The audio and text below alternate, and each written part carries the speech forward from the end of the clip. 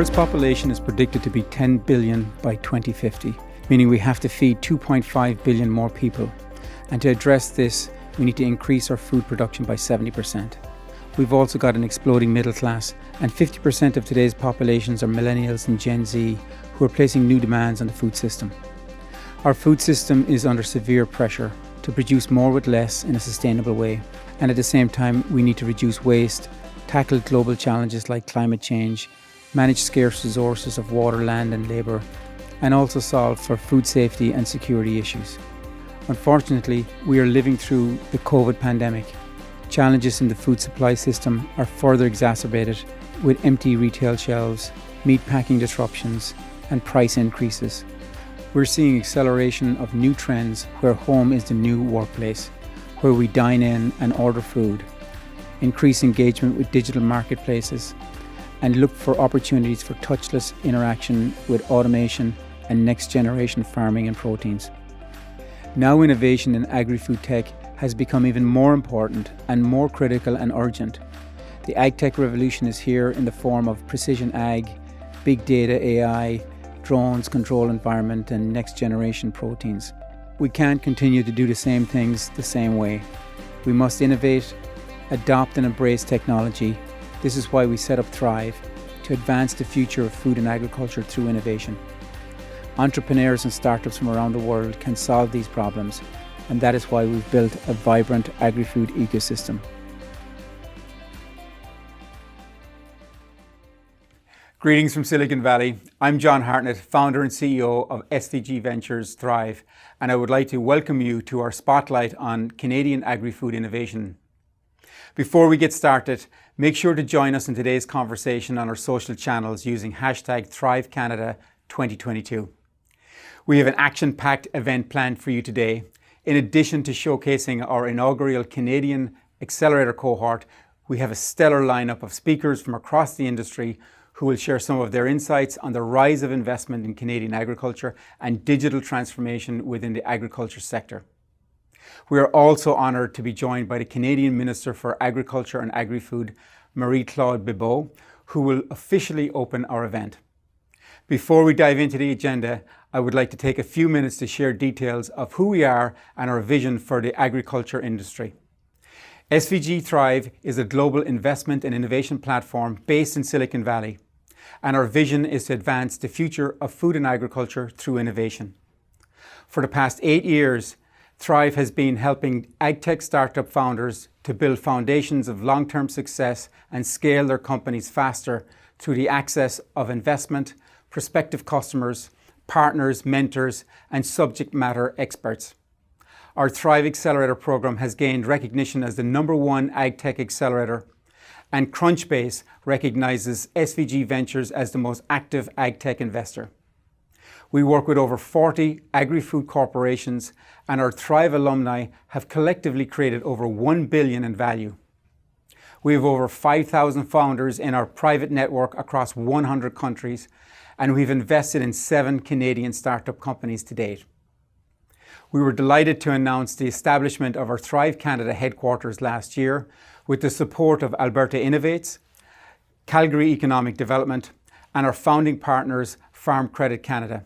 And I would like to thank them again for their continued support. We launched our Thrive Canada Accelerator in September, and we've received an incredible response from over 160 Canadian entrepreneurs from across Canada. And now I'd like to hand it over to John Cassidy, our Managing Director of Thrive Canada, to take it from here. Hello from Canada. I'm John Cassidy, Managing Director of Thrive Canada, and thank you for joining us as we announce our inaugural Thrive Canada Accelerator Cohort. We have been busy over the last few years here in Canada, establishing our physical footprint and growing our local team responsible for corporate innovation, accelerator programming and operations. With the launch of the Thrive Canada Accelerator and our new residency within the Platform Innovation Centre, SVG Ventures will also be partnering with Platform Calgary to launch the Global Innovation Agri-Food Hub, a physical space supporting early-stage Canadian startups from all areas of the food supply chain whose technologies drive us towards a more efficient, sustainable and secure agriculture future.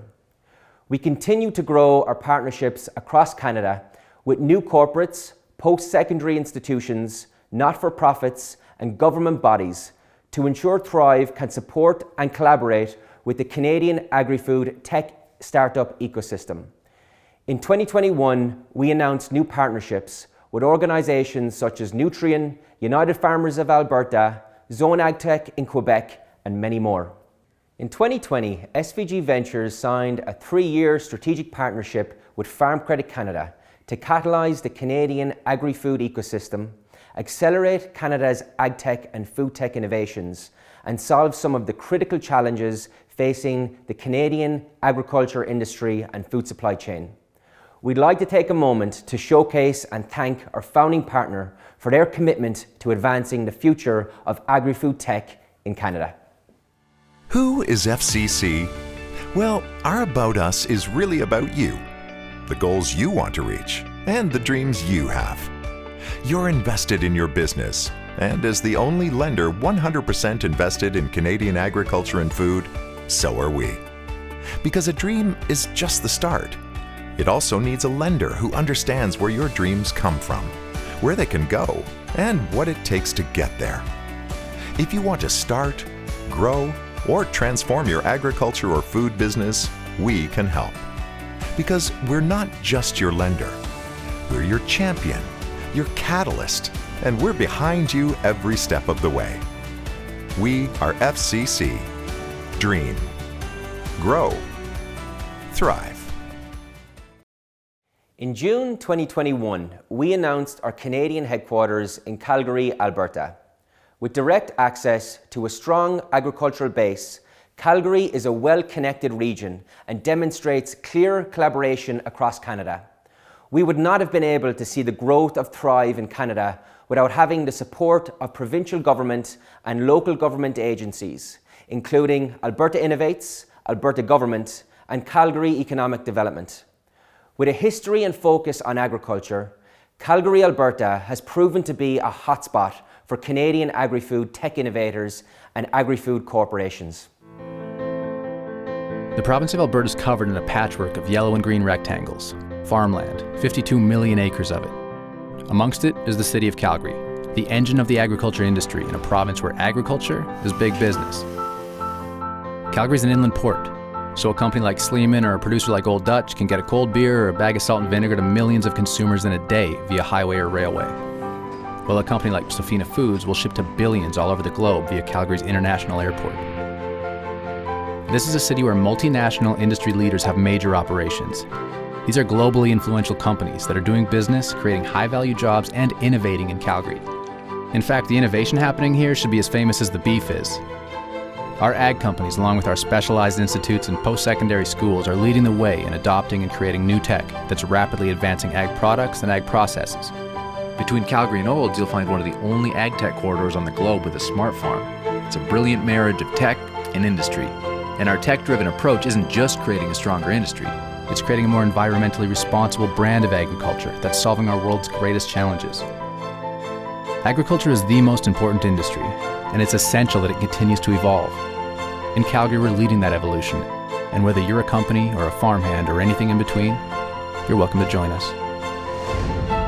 Be part of the energy.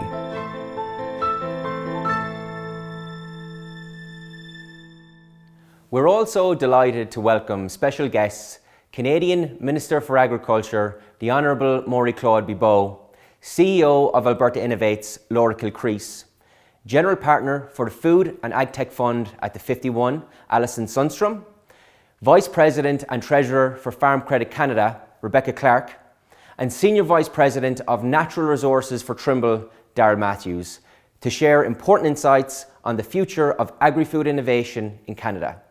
With that, we welcome the Honourable Marie-Claude Bibeau, Minister of Agriculture for the Government of Canada, to officially begin the event.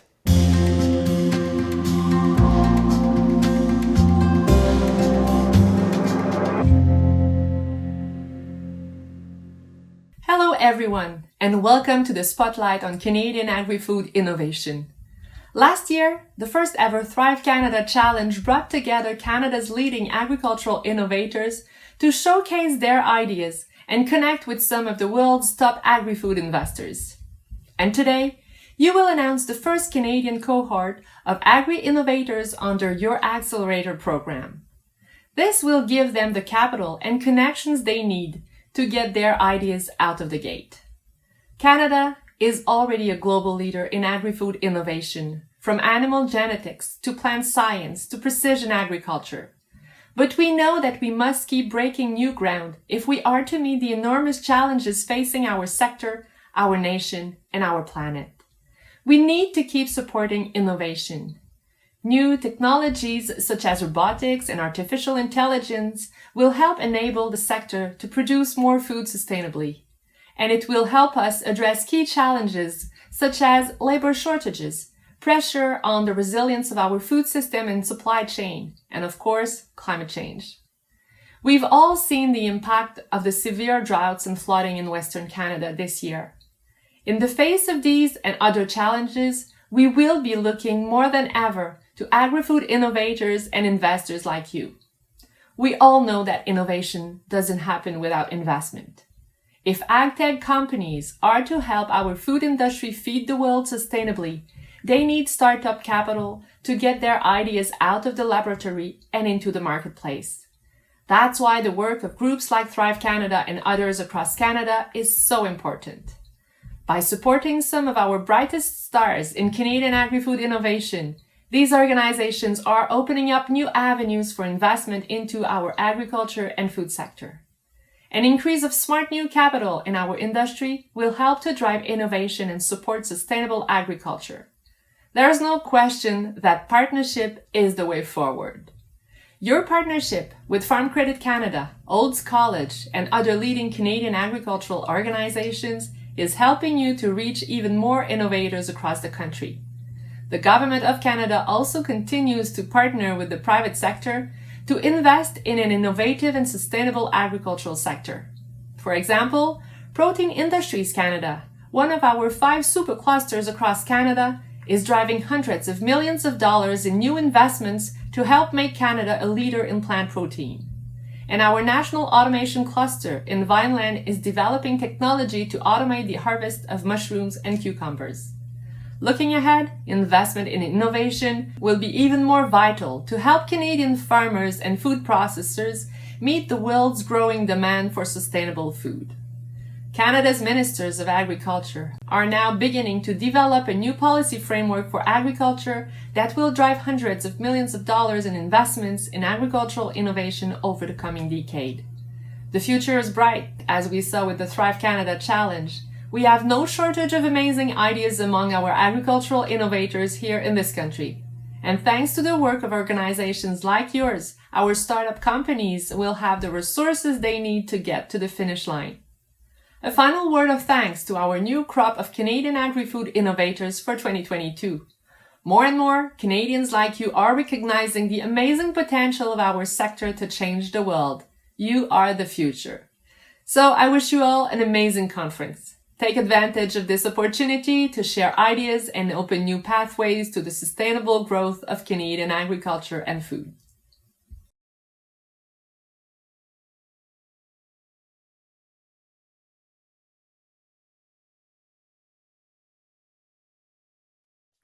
Welcome to our Canadian investment panel, and I'm delighted to be joined by a prestigious panel of successful female entrepreneurs, leaders, and investors. Alison Sundstrom is an entrepreneur and an investor with decades of experience in the agri-food tech and is currently general partner for the newly launched food and ag tech fund, the 51. Laura Kilcrease is CEO of Alberta Innovates. She has more than 25 years of experience in commercializing technology, from founding the venture capital fund Triton Ventures, establishing the Austin Technology Incubator, and co-founding the Austin Technology Council and launching the Capital Network, one of the largest angel investor networks in the US. Rebecca Clark is Vice President and Treasurer of Farm Credit Canada and leads the Venture Capital Program. She has over 26 years of experience at FCC in various roles within Finance Division. most recently leading the strategy to advance agriculture and food through innovation, venture capital investments, and partnerships. Welcome, ladies. Great to have you here this morning. So maybe just to kick things off, I've a question, a multifaceted question for each of you. This has been a record-breaking year for investment worldwide, but specifically for agri-food tech in Canada. How would you describe the current investment landscape in Canada? And maybe let us know a little bit of how your organization plays into that. And then, how do you keep this momentum going, obviously, with a great year? Maybe I'll start with Alison. Okay, great question, John. I think that we've been seeing since 2013, since the Monsanto Climate Corp first unicorn in the space, I think we've been seeing year on year increases in ag tech. But if we looked at stats from about 2018 was a record year. And I like to go back just before the pandemic because data from the pandemic kind of takes everything on skew. But 2018 was a record year with 16.9 billion invested in ag tech alone. Yet only 7% of food and ag tech deals and 2.3% of those record VC dollars went to women, to sole women-founded teams. Now, we also saw across teams that had shared diversity, if we had any diversity on the team, their success rate was lower, about 26.4%, compared to diverse teams, 32.2%. So what that tells me is that although we're investing, one might say, are there no women in ag tech? I definitely can tell you that there are. But I would say that we're not investing equally across the board. In terms of where we're going, I think that ag tech, if you look at all of the signals, ag tech investing is probably one of the most exciting spaces to be in. And I'd love to unpack that with you further, but I think that both Rebecca and Laura can give you a beat on that idea as well. That's excellent, Alison, and I couldn't agree with you more for sure on the ag tech investment area. Rebecca, maybe same question for you. Yeah, John, I when I think about the industry, and I haven't been a player in the venture space myself for very long, but I do see that there's just a sense of energy and excitement, and for sure way more activity than there has been historically, which I think just speaks to the opportunity for Canadian ag. We had a number of studies and articles a few years ago that just said that we're in Canadian ag, we're ripe for this opportunity. And so I'm really thrilled to see the excitement and the increased interest in it. And I think for us to capitalize on that, it really is to make sure that all of this activity becomes successful activity. So, where we've made increased investment, we need to have some success here. And that, it's not just capital, but folks in this space that are really mentoring and supporting these organizations, connecting the network of support for them to be successful. And then Canada, we need to brag and be bold and celebrate some of those successes as well, so that we can continue to attract the investors to the space and really showcase the good things that are, we're up to in ag, and that we're going to be up to in ag going forward. That's great. I totally agree. I think Canadian entrepreneurs, our experience has been, phenomenal, but I think you could really raise the profile significantly, worldwide. Laura, same question on your side. So John, I have a basic thought here. And the basic thought is innovation applied to the farm and farm to the table is for the first time being recognized as a way for everyone in that supply chain to optimize profit, not just maximize production. It's a combination of both. And when there's an opportunity to maximize profits, that's the time investors come to the table. And I think as we look specifically, and I come from the innovation side of this, we're putting so much commitment of dollars into innovation. Here in Alberta, we've assembled over 200 million to foster more innovation amongst companies. And subsequently, we expect that to attract a lot more capital than just the mere 200 million going in. But if we look at how that technology is affecting some of the basic problems in the farming and food space today, whether it's labor shortages, the digitization across the whole supply chain, the supply chain's ineffectiveness itself, and the accelerated consumer demands and behaviors that we've seen shift exponentially during the pandemic, these all produce gaps that can be filled by companies where investors want to play. In technologies such as farm robotics, automation, drones, sensors, Internet of Things for farm management, even ag biotech in genetics, breeding, animal health, innovative foods like plant-based foods, and the basics, food security, source to table, tracking and tracing. So I think this is a unique period in time in this industry, and Canada is exceedingly well positioned to actually take advantage of that quickly. Fantastic, excellent. Thank you, Laura. Rebecca, FCC have invested, over 100 million in venture capital funds last year, and playing a pivotal role around the growth of venture funds in Canada. Can you talk us through a little bit of that strategy and maybe what the future looks like when FCC are looking into their crystal ball? Yeah, for sure. Thanks for that, John. So Farm Credit, we're a federal crown corporation focused on the ag industry and have been for 60 plus years. We have been in the venture space for over 20 of those years. And I think did a lot back 20 years ago to step into a space that was very immature in Canada. And as I mentioned earlier, a few years ago, there was a number of studies done that said, hey, there's some more opportunity and some gaps still in this agriculture space in that venture sector, really around those gaps being access to capital, but also access to support for innovation. And some of that support would be through organizations such as Thrive and other accelerators that are really helping to get startup companies off the ground through that mentorship and key program support.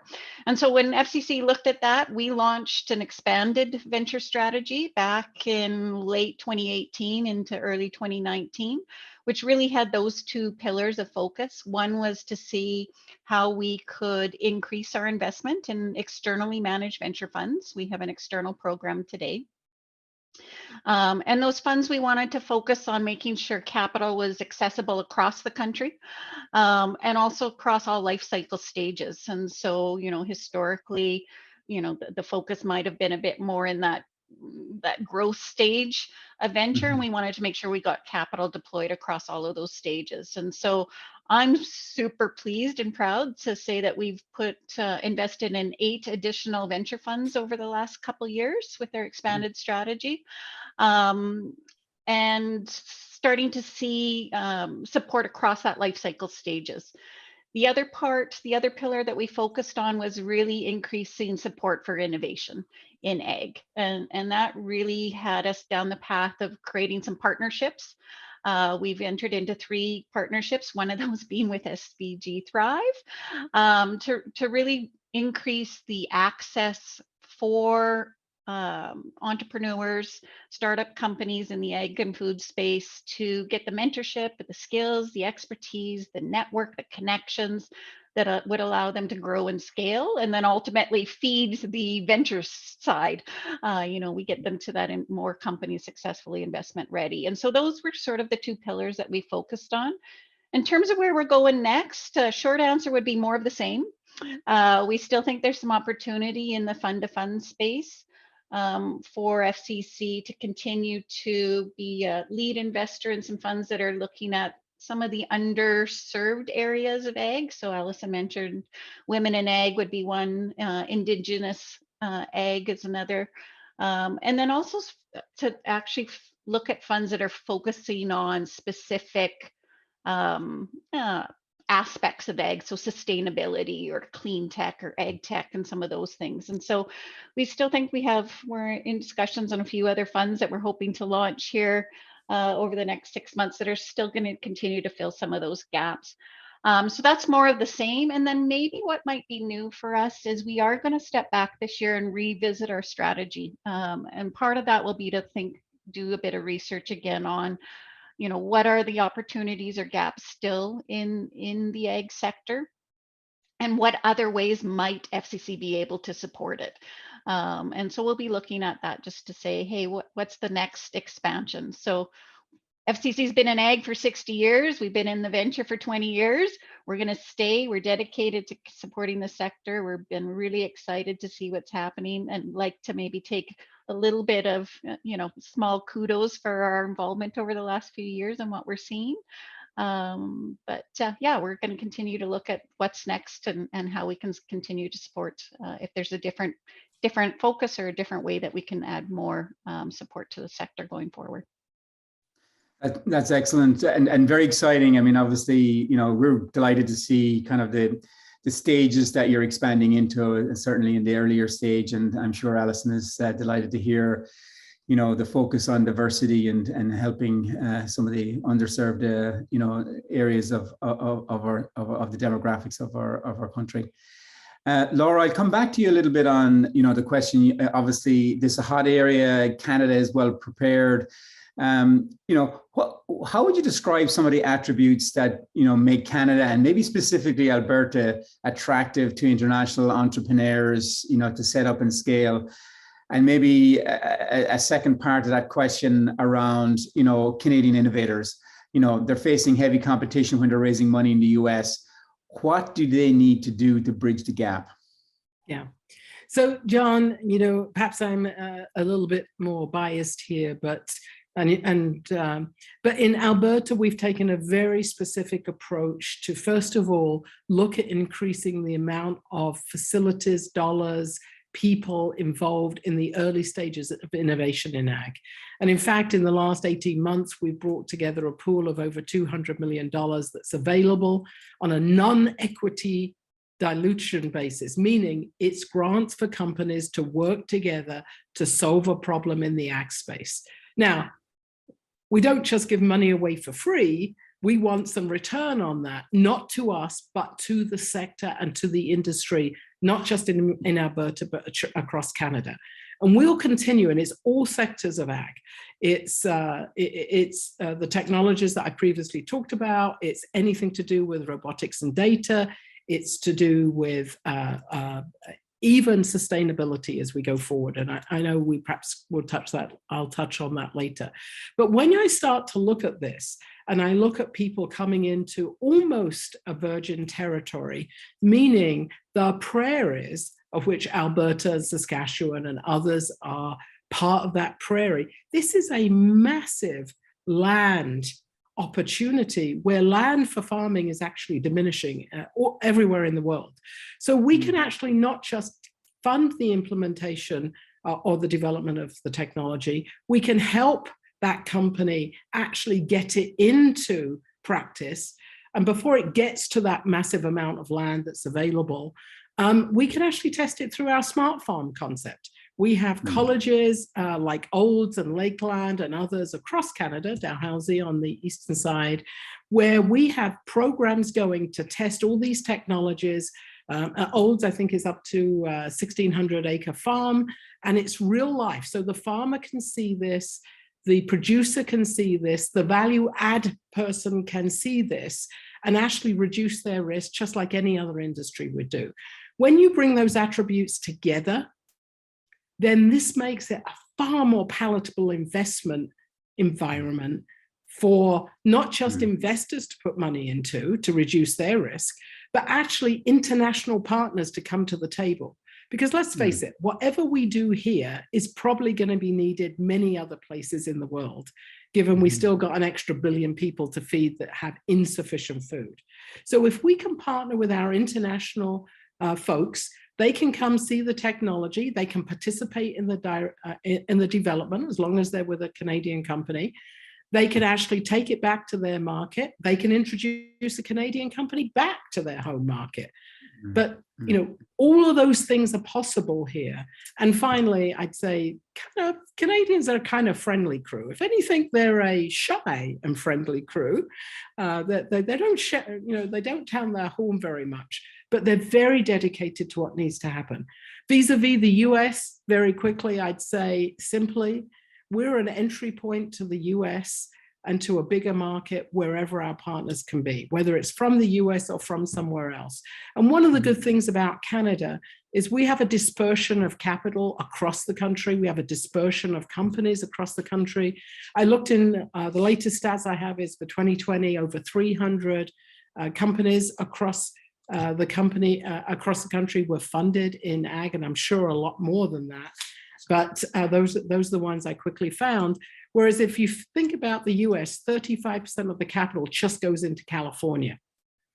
So we have a touch point to every part of the border south, and we have touch points because of our historic other industries with other parts of the US, such as in the oil and gas with Texas and Oklahoma and so forth. So our ability and our friends out there just need to know they're welcome here, and we can do some things for them that actually would progress their businesses as well as ours at the same time.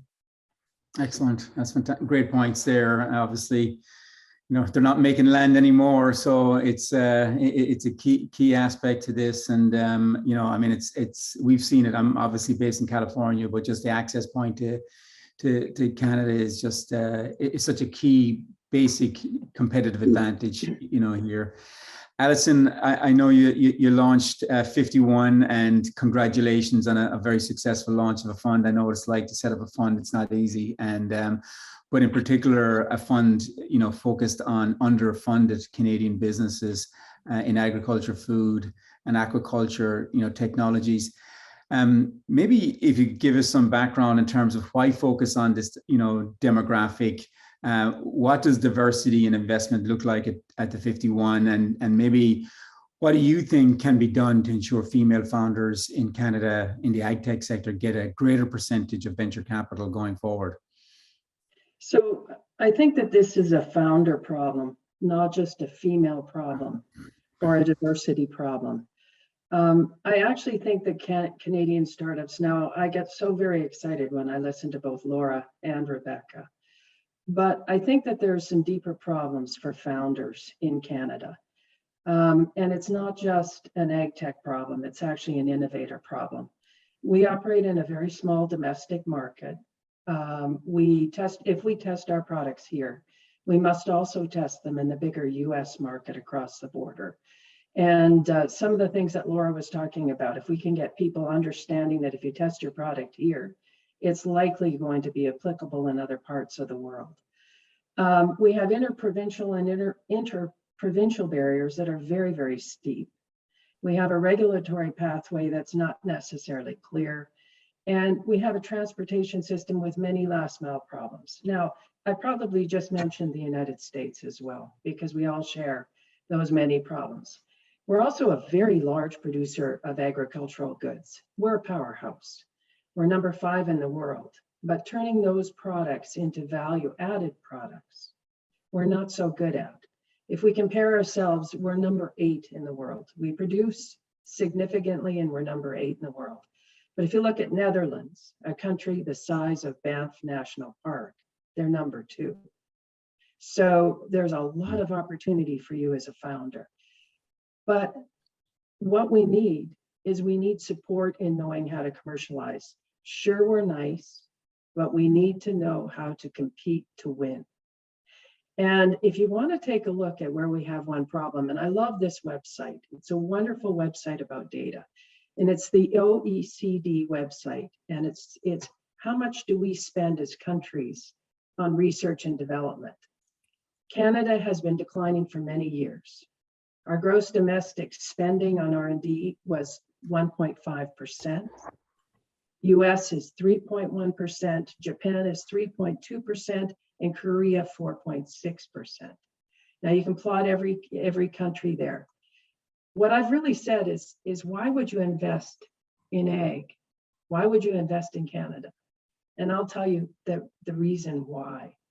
If you take a look, we are uniquely poised to benefit because of our academic research. We don't often talk about our academic research, and I think we need to. If you take a look at that same site that I referred to, we are comparatively the same. We hire the same number of researchers per capita. Our big challenge is getting our innovations out of our university and commercialized. Now, if you start looking in the university community, as I do, the number of female founders that sit there with amazing ideas in alternative proteins, in agricultural technology, 5G, just blowing it out of the park. We have so many examples of Canadian women who have led their divisions through universities and elsewhere. And these stats give me tremendous hope that if we can find innovators early, get our research innovations out of the university, support them, and help them on their journey, our innovators will and can compete on the world stage. And with the big investments that are currently being made, the amount of money that we indicated at the beginning, it's a great time to be investing in food and ag tech. And I would say that the thesis at the 51 and why we really founded this fund, our thesis is that Silicon Valley and everywhere else is looking at people that look just like them. And if you look at the average Silicon Valley fund, they're white, they're male, and I always call it the white elephant in the room. I want to just hit it right on its head. If we're investing in people that look just like us and think just like us, what are our economies and our society missing? And I'd say we're missing a lot. So I think that's why we took the role we did at the 51. And we're investing in deep science and technology, and we're going to bring the resources, the women and the men who are championing this ag biotechnology, farm innovation, automation, and food innovation through our network. And we've built a very large network in 2 years. Through our network, we are going to support our innovators, help them on the road to success. And I think that's fundamentally how we will succeed, both in financial returns to our investors, but also in high impact. Agriculture is high impact, but so is diversity and inclusion. And I would say to you, John, it's just good business to invest in good founders, good female and diverse founders that from here to now have been severely underfunded. I couldn't agree anymore, Alison. I mean, this is some fantastic points there. I come from a small country called Ireland, and when we increased, R&D investment, it created a small company being the fastest growing economy in Europe, and also you look at countries like Israel who are investing 4 or 5%.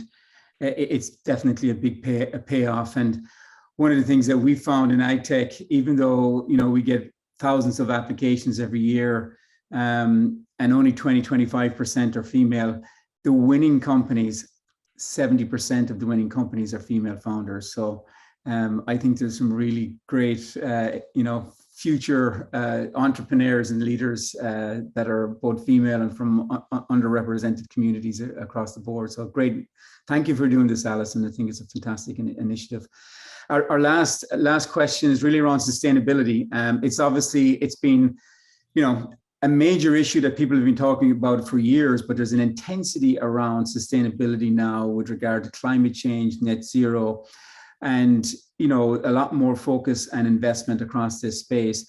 How do you ensure the companies either you're investing in will make a positive impact in the agri-food value chain? Obviously, investment going in to produce more with less is great, but how do you do that in a sustainable way to help our planet, Rebecca? Yeah, so thanks, John. So, again, with our fund of funds program, I'm not doing the direct investment, and we're relying on, professionals such as Allison, and their funds and what they're doing. So more recently, and I would say just generally, this is still a bit of an immature area in Canada in terms of regulations, consistency in reporting, consistency in measurement and tracking, and how do you quantify impacts of sustainability. But more recently, farm credit, as part of our due diligence, those are the questions we ask our fund managers. How are they thinking about it? What are they looking at? How are they measuring it? What is the impact they're trying to get, from the companies that they're investing in? I do think this is an area of watch in terms of, regulations and more firming up sort of sustainability and how we're going to measure that for Canada.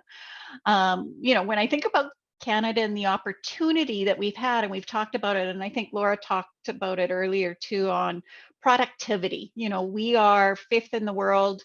Our purpose at FCC is we serve the industry that feeds the world. So I love when we talk about feeding the world. I think that the two challenges and opportunities that related to that are how we increase productivity, and then how do we do it in a sustainable way that, honors our planet and creates a healthier planet for all of us. And so ag and food are the ripe for both of those challenges and opportunities. And so today, really, I put it back on some of our fund managers to have their eye on that, because I think it's coming.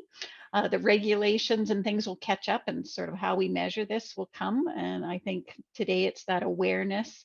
And I think Allison, I loved her point around, investors in venture want return. But I like the balance with impact. The feel good side of, hey, I made some money off of this, but it's super cool that I did something for the environment, or did something to move forward some processes and productivity gains in the ag space. So like all of that. Excellent. Thanks, Rebecca. Laura, what's your say on sustainability? Well, I think sustainability is just another opportunity, to be honest, John. Today, the world wastes $2.6 trillion of food annually. And yet there's ways to turn that food into other products, or that byproduct, like biofuels. And we're doing that very successfully here in Canada. We've actually flown a 737 jet from Edmonton Airport down to San Francisco on 70% biofuels, and you would never know the difference. So we can do a lot more by taking that waste that we have today and converting it to other valuable products, number one. Number two, when it comes to sustainability with a view to emission reduction, the percentage of global GHGs coming out the farming sector is roughly about 26%. And about 8% is just in the livestock area alone. And we have lots of programs going in. Of the 200 million in innovation I talked about earlier that's available for entrepreneurs and large companies too, 40 million is just for emission reduction in this space. So we're targeting dollars at the very areas you're talking about. And finally, I'd say, hey, the investor is not a fool in any way. And now that we have the advent of ESG and the measurement of ESG for major investors around the world, the environment, the social, the governance aspects, I think these two are going to push the areas of sustainability, because investors are going to naturally gravitate to those that are measuring their ESG factors and how that is. For us at Alberta Innovates, we actually have a performance management group, and we measure all these things for sustainability. So even before we put our dollars in, we're looking at how we're going to comply with the things that are going to enable in that technology development the investor to come to the table more easily. So incredibly important. But let's not look at sustainability as just something we need to do.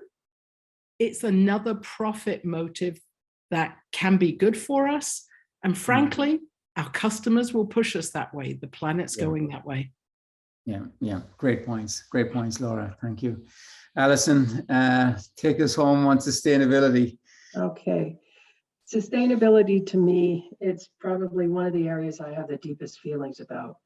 my company created a way to select animals for feed efficiency, which really resulted in both profitability and a reduction in methane and manure. But agriculture not only drives climate change, but it's also directly affected by it.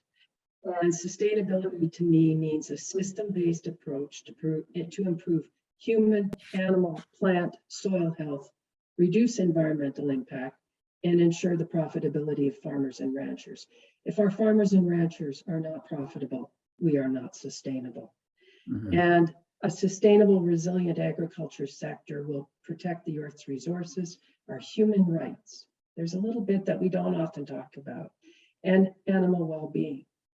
And in as much diversity is a table stake in the companies that we fund, so is ESG. But I'd add something on impact measurement. We have to make this material. And one of the things that the 51 is doing, aligned with many large private equity groups, public companies, and our corporations that we partner with, we're going to set a new standard for measuring impact in early stage companies. If you think about it, ESG in early stage companies might be far more important than public companies, because that's where we start. And so devising an impact measurement standard that's material is one of the key fundamental points within our new fund. It's a heck of a journey, but we're joined on that journey by a number of amazing companies and groups from across Canada. So for me, I'm so excited. I'm fired up, and I think this is where we're going to get excellent returns from, not only financial, but also social and economic. Okay, excellent. Fantastic points, Alison. Sustainability is definitely near and dear to all our hearts, and it's a great journey to be on, together. Thank you all for today's conversation. I really enjoyed it. I think we could have gone even longer again. So thank you for your time and great insights, and looking forward to working further here to advance Canadian Agtech innovation and investment. Thank you, ladies. Thank you. Have a good day. Thank you. Thank you, John. This year, we had a record 168 applications from across Canada applied to take part in our inaugural Thrive Canada Accelerator. We were extremely impressed with the high caliber of applications we received from right across the country, and this made for a very competitive selection process. From the 168 applications, we were able to narrow the group down to 22 of the best and brightest agri-food tech startups in Canada. I'd also like to extend a special thanks to our group of esteemed judges from our Canadian and global networks who worked with us to identify the 10 companies that you will be hearing from very shortly. Before we dive into the Startup Showcase, I'd like to welcome Darryl Matthews, Senior Vice President of Natural Resources with Trimble, to share his insights on the acceleration of digital transformation and sustainability across the global food supply chain. Thank you, John, and welcome to our fireside chat on digital transformation with Darryl Matthews, Senior Vice President of Trimble, based in Colorado.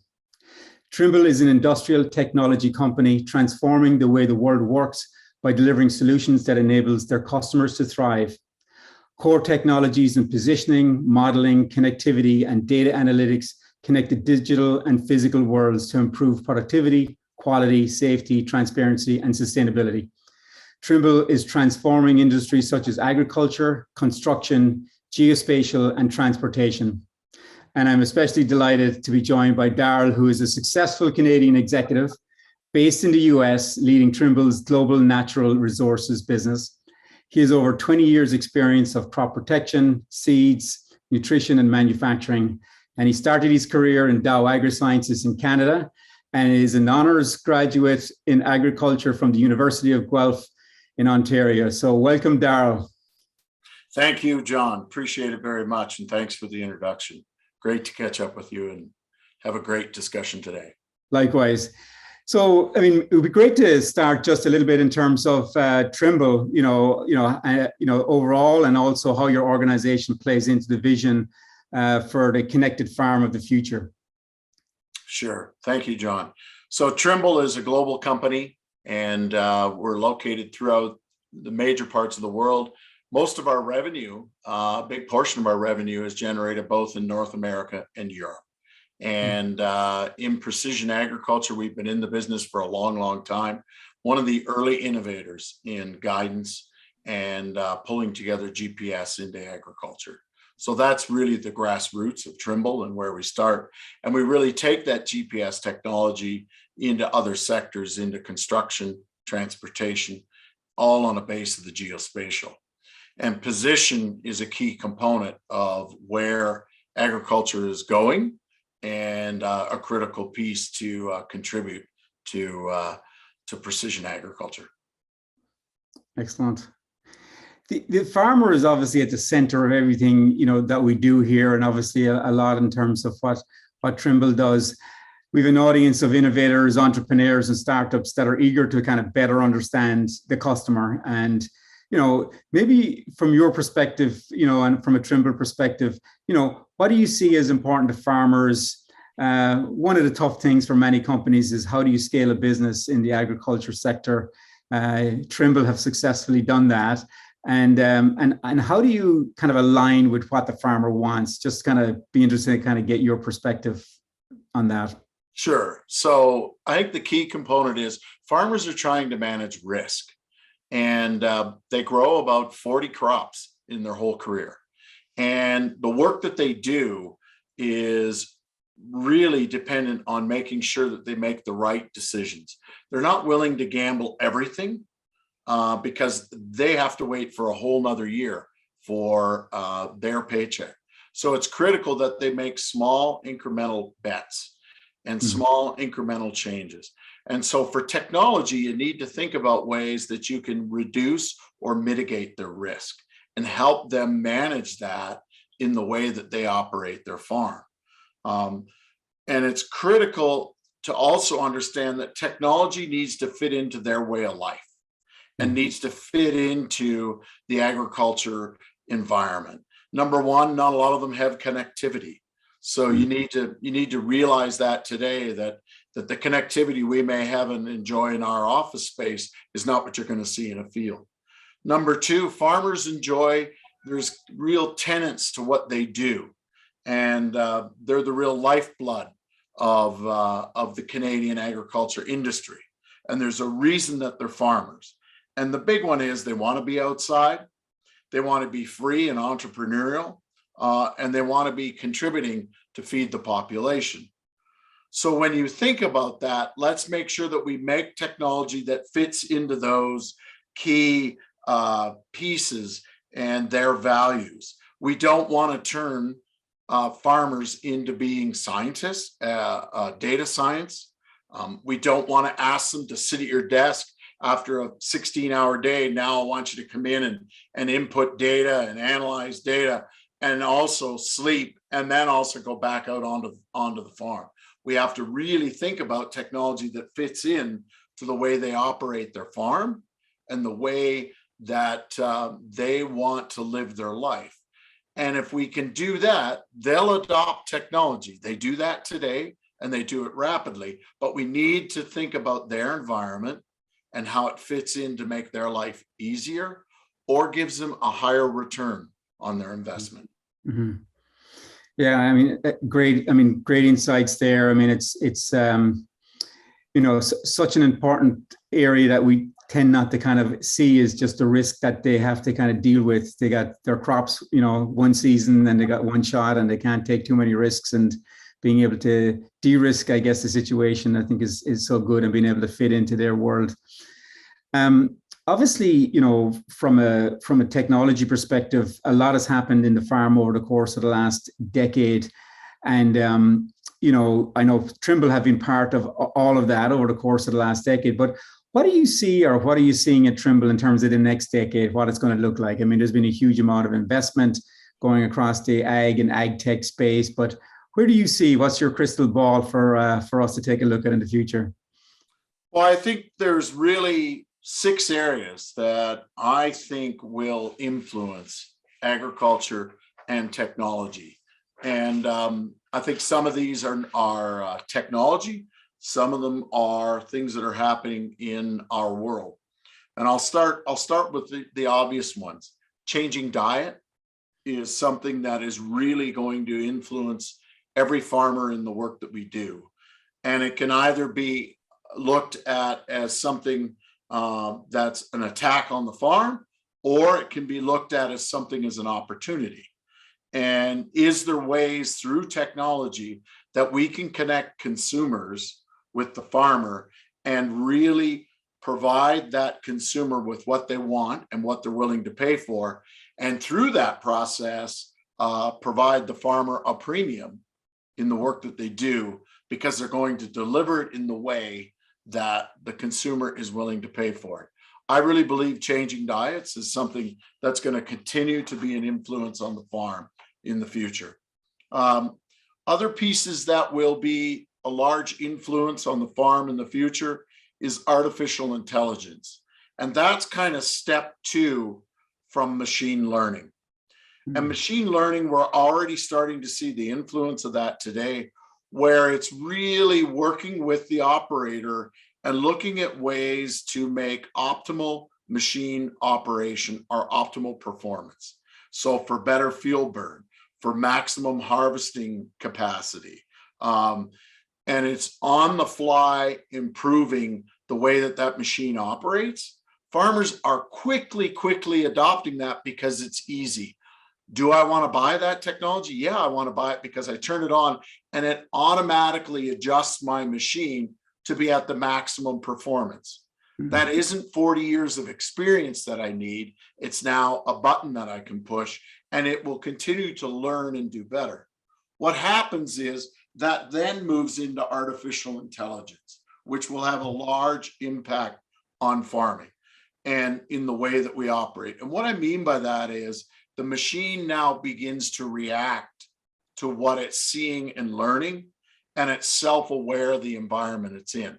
These are in the future. This is 10 years from now, but that's really what artificial intelligence is. And it could give us the capability, for instance, for a machine to start to distinguish the color of a berry, a machine to start to distinguish that there is an unsafe environment. And that's when artificial intelligence and things will start to really become innovative and really be accepted by us as humans, because we'll begin to trust it. The third piece is we're seeing early automation, and that will move to autonomy. And things that are helping us on automation is like path planning, where now not only do we go into the field and we harvest it in the way that we always do, now we've got an algorithm that says, no, Mr. Farmer, this is probably the best way to do that field and to be most efficient in your fuel burn. And farmers, again, will accept that as long as it's easy and as long as it's something that integrates into the way that they normally do their work, but it improves it and makes it easier. The last piece that I'm going to talk about is the digital twin. And that's where you've got a virtual model that really represents reflects a physical object, for instance. And so let me give you an example of that. A virtual tractor, and really taking technology and putting it onto a virtual tractor and seeing how the tractor works in that environment, or putting that onto a robot and seeing how that robot reacts and works. And then actually innovating that in the lab or at the desk, and then taking it out to the field, and it will exactly replicate on a machine what exactly it is doing in the virtual world, it'll do in the real world. Why is that important and why is that exciting? It's really exciting because it's going to bring innovation that much faster. It's going to speed innovation. We saw that in the genetics world. We were seeing genetics today really start to rapidly move. Well, we're going to start to see that in the physical world of technology, in that we're able to test it in a virtual environment long before we take it to the real world. And that will speed innovation. So that means that technology is going to come at us in the real world of farming that much faster because of the virtual twin and digital twin and what it can do. And so those are really what I see in the future are large impacts. And we need to figure out ways to make it fit on the farm. And we need to make it fit in an environment where you've got part-time employees that come back to the farm and they haven't ran the tractor for 6 months. They need to be able to push a button and they need to be an experienced operator instantaneously so they don't make mistakes. And that's an example of where technology needs to go. And we need to be able to build prescriptions and algorithms and cloud connectivity that all drives that, really complicated in the background, but really easy in the front. Yeah, that's incredible. I mean, such an exciting future when you kind of look out and you kind of look at all the elements that are happening from AI, ML to robotics, automation, and just kind of see this come together. I mean, we can kind of see fragments of it today, but it's going to be super exciting to see this as it develops over the next 10 years or so. I know that many of our audience members today are entrepreneurs, startups that would love to do business with Trimble. Trimble, as we know, is a multi-billion-dollar company leader in this space, certainly in the agriculture area. So from a Trimble perspective, give us a little bit of an insight in terms of how should an entrepreneur think about trying to reach out or do business with Trimble? And then secondly, maybe could you give us a sneak peek preview of maybe technologies that you're interested in or the Trimble R&D team are looking at today? Sure. I'll start with the first one. And in working with Trimble and working with any company, number one, you need to be aligned with where the company is going and where they're investing and what they see as the future. And I'll talk about what Trimble's are. But in the aspect of Trimble, we've got a global dealer network of 2,400 roughly dealers all located around the world. And these dealers are really they're the technology experts of the farm. And they go in and they connect everything from the office to the tractor to the farm and to the barn all together so that these farmers can use technology on the farm. These 2,400 dealers are really looking for ways that they can help their local farm. And for Trimble, what we're looking for is things that can drive innovation that's easy on the farm, that is scalable to take to a global audience. So it needs to be versatile in that it can't just be a local solution for a local crop. It's got to be global and have the capability to scale throughout the world. And it needs to be relatively easy to drive that. And that's what we look for in ways that we want to do that. We've got a program called Trimble Select. Mm-hmm. We've got a company out of the Thrive group called Magro that's a part of that Trimble Select. Trimble Select is where we bring in an outside company and we introduce them to our dealer network. And our dealers directly work with that company and start to help them scale and show them and direct them on what it's like to work with somebody in the Ukraine, work with somebody in the US, work with somebody in Australia. And this dealer network can help you to do that and help you to scale, but it's through our Trimble Select program that we drive a lot of innovation, and we bring a lot of these early startup companies to give them exposure to a local dealer, to local farmers, and ways that can be brought forward and exposure can be given to them as an entrepreneurial startup. So that kind of gives you some insight on our network and where we're at as a global company. Areas that we're investing in as a company. Absolutely, automation and autonomy is a key area we're focusing on. And we're focusing in areas where we think there's a lot of repeatability on the farm, that tool in automation or autonomy is going to be used several times through the year. And the reason I'm saying that is that if it's only going to be used once, it really gets hard to run an ROI. And so for us, we're looking at repeatability and operations on the farm that are repeated continuously and that are relatively a pattern. And is there a way that we can do that? But automation and autonomy is a key piece. Certainly in the scientific and the data world, we're really analyzing data and looking at key areas and key decisions that can be formulated against an algorithm to improve the decision making on the farm. That's more difficult because of the number of variables, and it also is pretty dependent on weather, right? Yeah. But there are certain things that are very dependent and are consistent.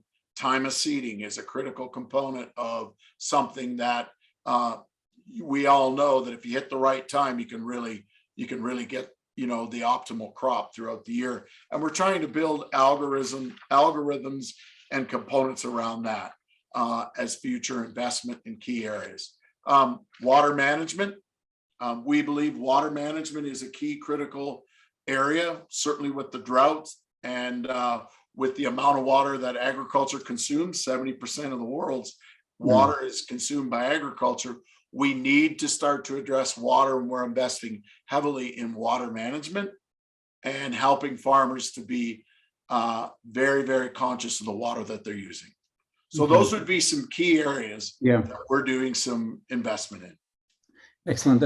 I mean, great insights there. And obviously for a lot of the startups and entrepreneurs, and we've met thousands of companies and startups, probably the single biggest thing is access to the market. I mean, it's one thing getting on one farm or the first 100 acres, the first 1,000 acres, but to get in millions of acres in different continents, different countries is really, really, you know, it takes decades and can take decades to build up that distribution base. So your advice in terms of the Trimble Select program is a fast track for any startup or scale up, probably in particular, being able to access 2,500 or 2,400 dealers, distributors is a monstrous advantage to help a company scale. And then also, I know last year you announced a Trimble Ventures group as well. So I know that the focus there, like a $200 million fund, the focus is very much growth stage, Series A and beyond. So if companies are in that space, you know, obviously you're both investing there as well. So great stuff for our audience and entrepreneurs there. Maybe just to wrap up, obviously, maybe kind of wearing your Canadian hat, you know, you're obviously kind of really playing a global role internationally. And as a successful Canadian technology leader, you know, what's your advice to, you know, Canadian entrepreneurs and innovators, you know, in terms of, you know, either growing their business, scaling, you know, driving success? I mean, what would be your words of wisdom to folks like that? Well, I think the first thing is wear the brand and where you're from, and being from Canada, wear that forefront, because Canada is viewed as a country that is leading in agriculture. Yeah. It's got a very large land mass, and it builds confidence immediately in understanding that this company is coming from Canada, and the capabilities and the education system and the understanding of agriculture and the quality of products that come out of Canada all sit to make that brand really strong. Wear that and make sure that that's something that you're sharing and leading with as one of the key components. The other piece is Canada has been on the bleeding edge with the innovation of canola, for instance, as a key example of making that a global crop and really driving that. One of the key things that the Canadians did around that was really making that focus on the environment that they work in and the environmental conditions in Canada, and it happened to work in other regions of the world like Australia. And so really focus on the core pieces of what we know well and the environment within Canada. And we all know, as with the changes in the environment, with the warming of the environment, Canada is expected to be a real innovation place to drive and build new and different crops. And so what's the technology that we can drive around that and help farmers to adopt that? Because I do believe that you will see different crops and different things being grown in Canada, which then gives us more ability and access to the global world. So focus on the brand of Canada. It's well known and it's a quality brand, and really lead with that. Second, think about the environment and what are the things that I can do in my local environment that I know I can take to the rest of the world. And then the third piece is, I think climate change is going to have an effect, and it's okay to continue to focus in Canada and really learn the crops that are there and innovate on the backs of that technology that we can bring forward on that into a global platform.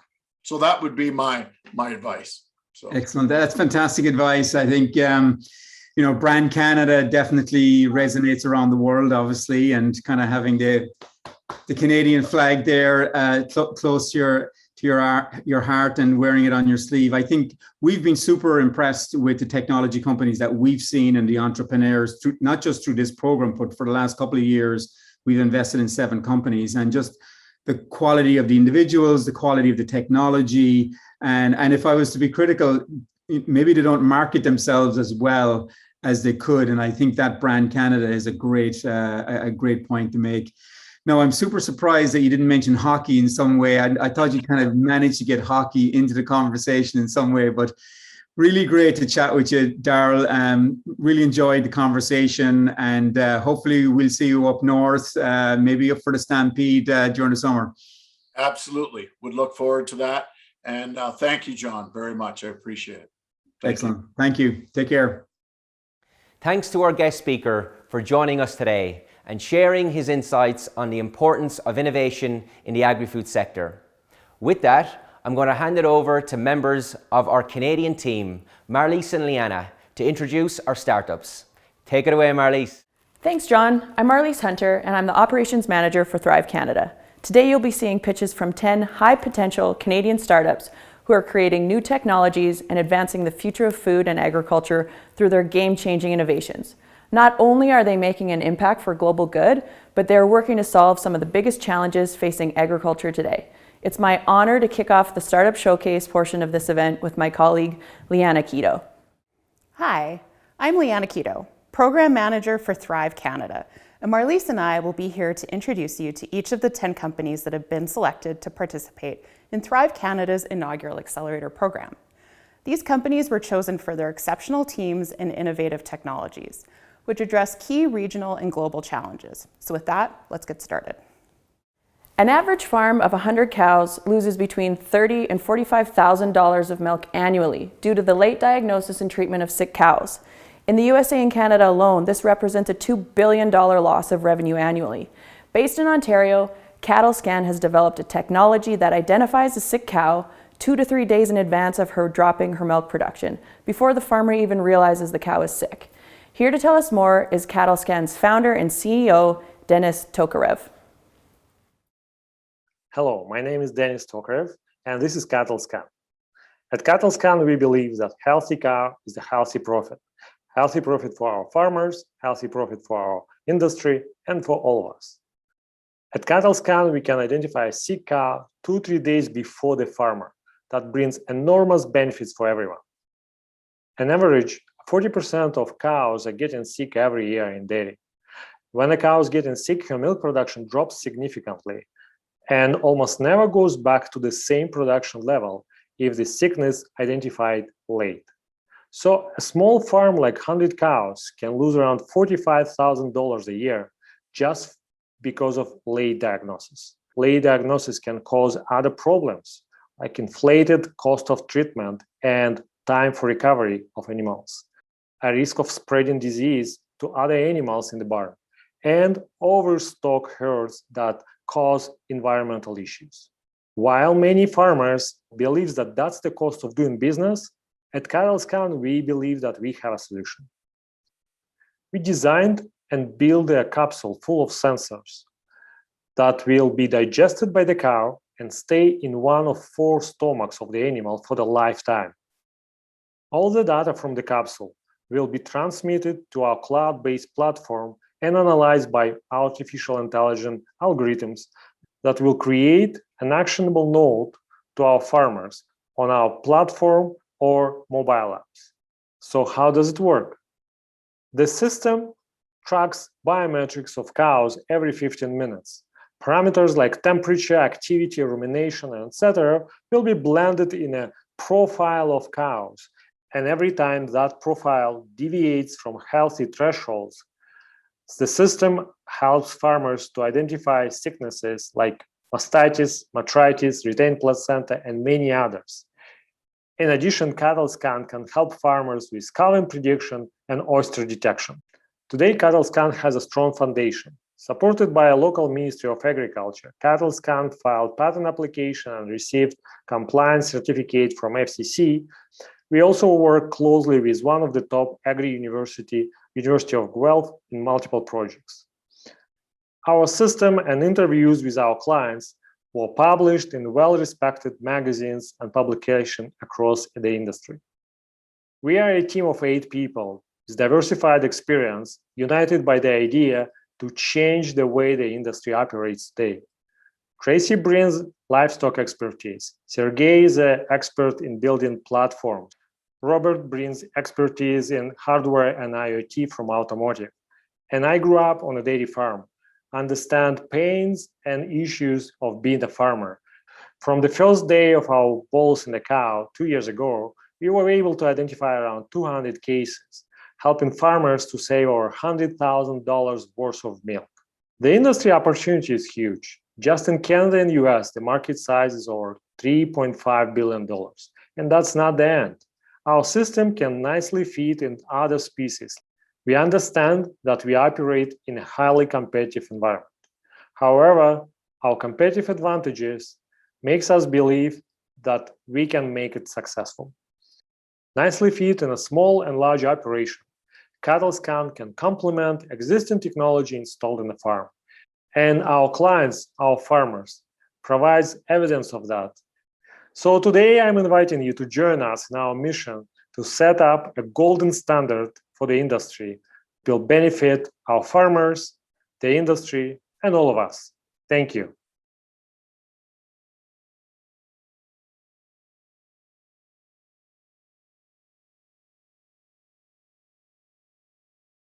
Currently, agriculture irrigation accounts for 70% of water use worldwide.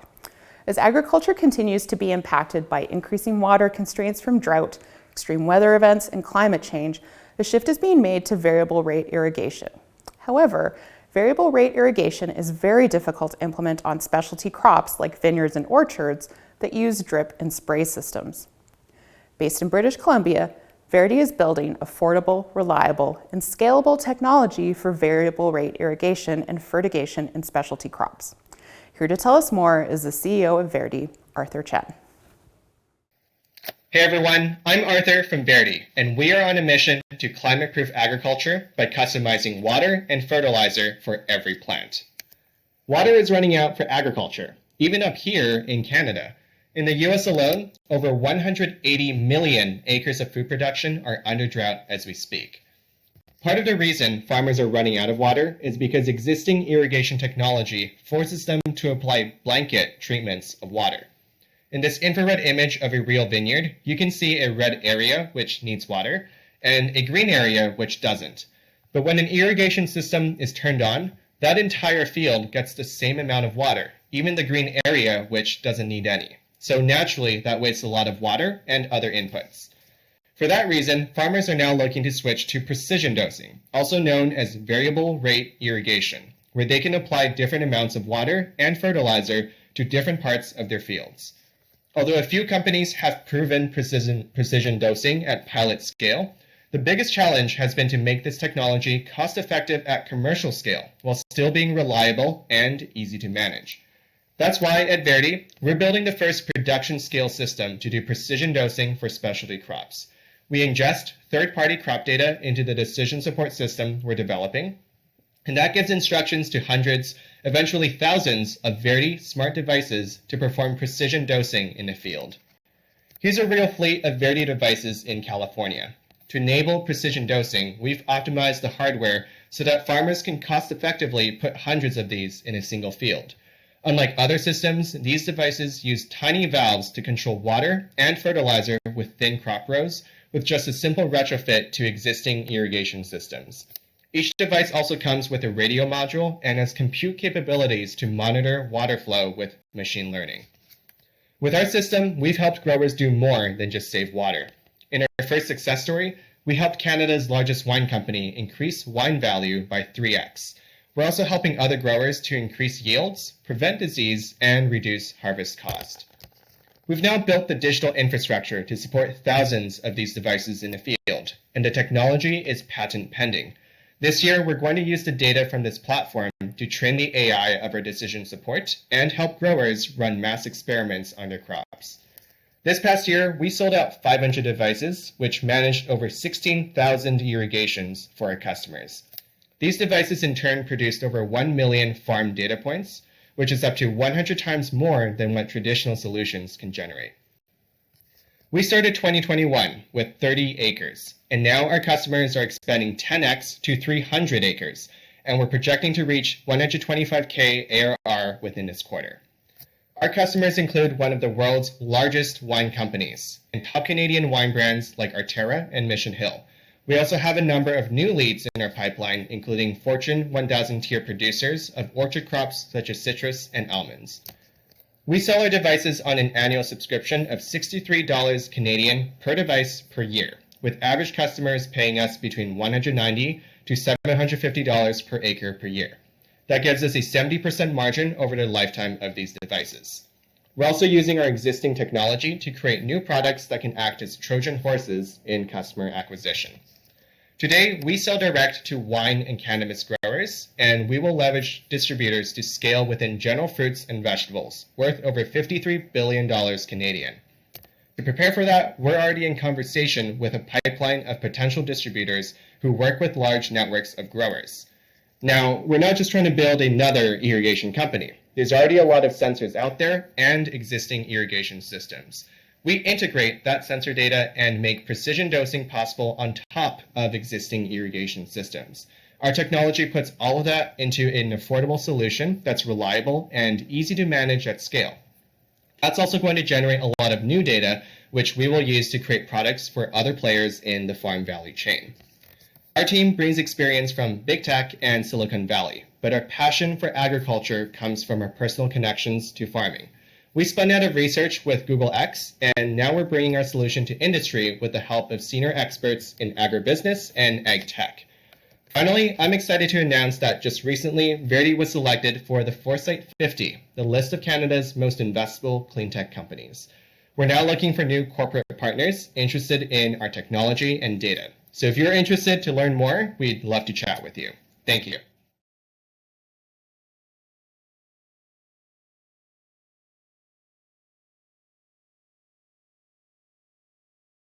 Wine consumption is increasing 6% every year.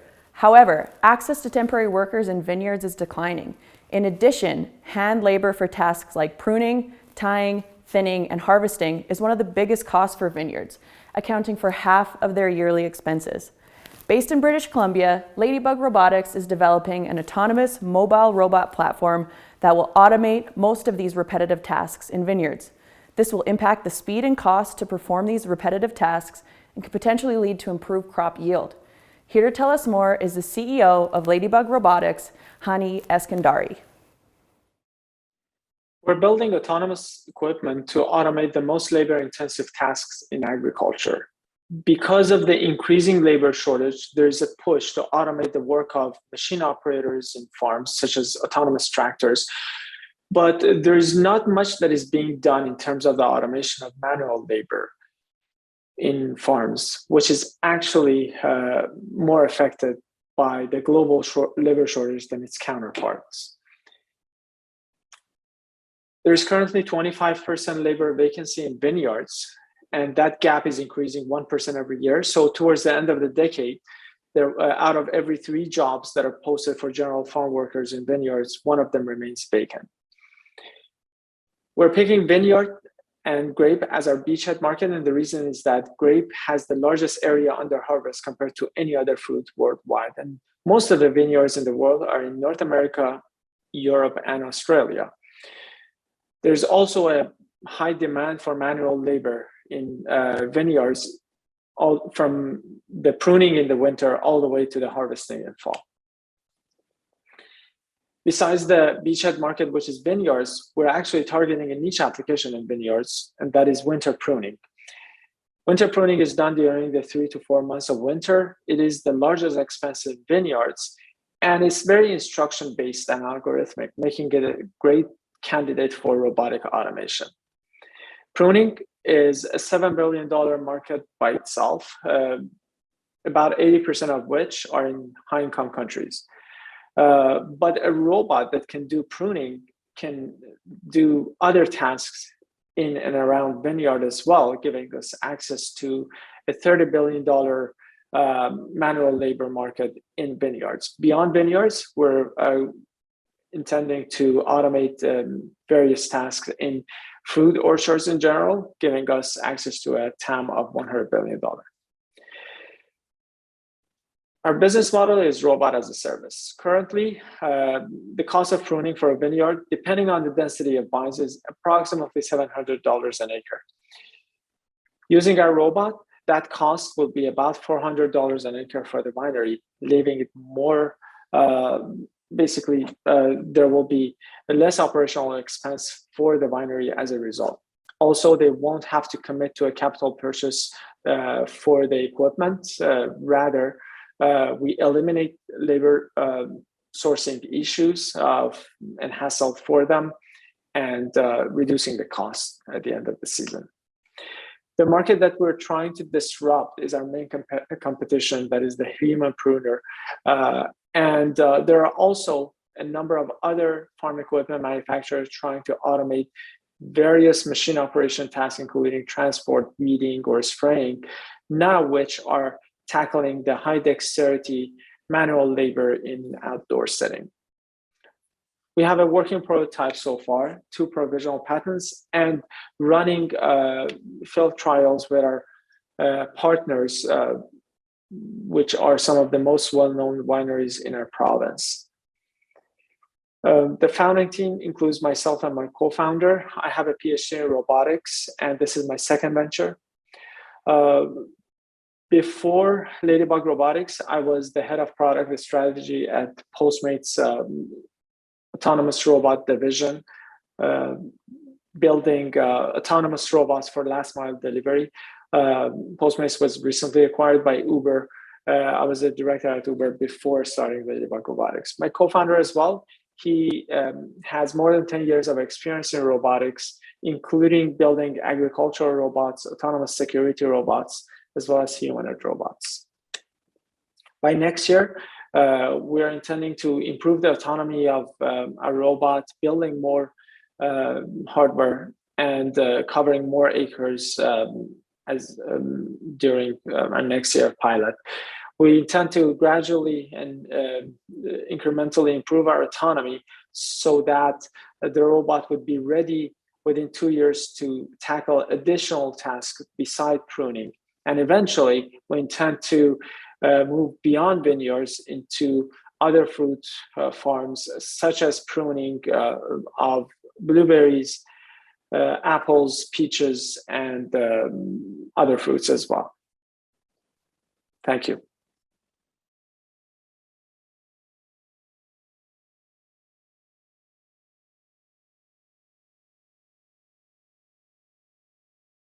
During daily egg collection, eggs going up elevators are supplied from multiple conveyor belts whose speed is adjusted based on egg counting data from infrared sensors. However, these sensors are inaccurate, resulting in a high number of collisions that impacts egg quality and breakages. The average egg farmer loses approximately $400,000 in yearly revenue from egg breakages and decreased egg quality, equating to a $440 million problem in Canada alone and $4.2 billion globally. Based in Ontario, AIsight is tackling this problem with their smart egg counting solution that integrates with existing farm management systems to optimize operations. Here to tell us more is AIsight's founder and CEO, Kiana Yeatman. We're the founders of AIsight. Using our machine vision video analytics tool, we drive agriculture supply chain efficiency while increasing farm revenue and sustainability. We take farmers from this to this. Egg farmers across the globe miss out on $86 billion in yearly revenue as a result of cracked or soiled eggs. The biggest contributor to this extreme number is that 5% of eggs get cracked due to improper belt speeds, which cause collisions. Farm management systems can accept egg count data from third-party devices to control these belt speeds. However, current infrared devices have proven to be inaccurate and don't provide suggestions for corrective action. Also, these sensors can't notify farmers about other issues with their eggs, such as decreased production or dirt, which could signal bird health issues or decrease their egg grading. To make the situation worse, egg farmers waste thousands of hours a year counting their eggs by hand and recording their production metrics in a notebook or an inefficient spreadsheet. Take our customers template, for example. This doesn't allow farmers to make data-driven decisions. AIsight is developing the first smart egg counter to help farmers increase their margins by reducing cracked and soiled eggs. By connecting to video feeds along the egg supply belts, AIsight tracks egg production and quality by counting and detecting eggs in real time. The AIsight system is designed to integrate with any existing production line to control the speeds of egg supply belts according to the number of eggs detected. By providing the existing systems with the only smart, real-time data on the market, we will be reducing cracked eggs and food waste. By reducing throwaways by a mere 1%, we estimate to generate each farm $135,000 a year in additional revenue. Our customers are currently willing to pay $30,000 a year. This includes a $10,000 setup fee and a $20,000 yearly subscription fee. Farmers are expected to see a yearly ROI of 450%. We have identified that there is a large market opportunity. Farmers in Canada can currently access the Poultry and Egg On-Farm Investment Program to support the adoption of technologies like ours. What time is better than now? Since inception, we have had excellent traction. We have already hit one of our biggest milestones. We have started a 6-month pilot project with Grenier Poultry. This project is a stepping stone to commercialization. We will begin commercialization through direct sales and referrals. As we begin to scale, we will license our technology to sales channel partners that currently sell agri solutions. We have expressed interest from 2 notable partners within the space. We've also identified a pipeline of more than 50 other possible partners. We will be competing with the current infrared egg counters on the market. We are confident that we have an advantage due to the known accuracy issues and lack of corrective action demonstrated by these sensors. This problem was brought to our attention by several farms in North America, Grenier Poultry, and Maximus Solutions, who are all desperately seeking a new solution. Now, not only will we be competitive in the market, but we are confident that we have a competitive moat in place to dominate the market. This includes leveraging proprietary edge computing for cost leadership and scalability, first movers advantage because we were the first North American company applying AI to solve this problem, and ease of integration and installation because we have off-the-shelf technology. Even have a look at what our customers are saying. We have built a founding team that will ensure the success of commercialization. Between our vast technical experience and connections with the industry, we are the team to get this done. Now, the egg counting vertical is just beginning for AIsight. We plan to expand to other agri-food verticals, such as additional supply chain optimization and early disease detection by examining bird movement. From there, we can consider manufacturing. The opportunities for AIsight are endless. Today, we are asking for a pre-seed round of $625,000 Canadian. This will allow us to have 24 months of runway and support our growth goal for over $1 million ARR by the end of 2023. We invite you to be a part of our journey. Thank you.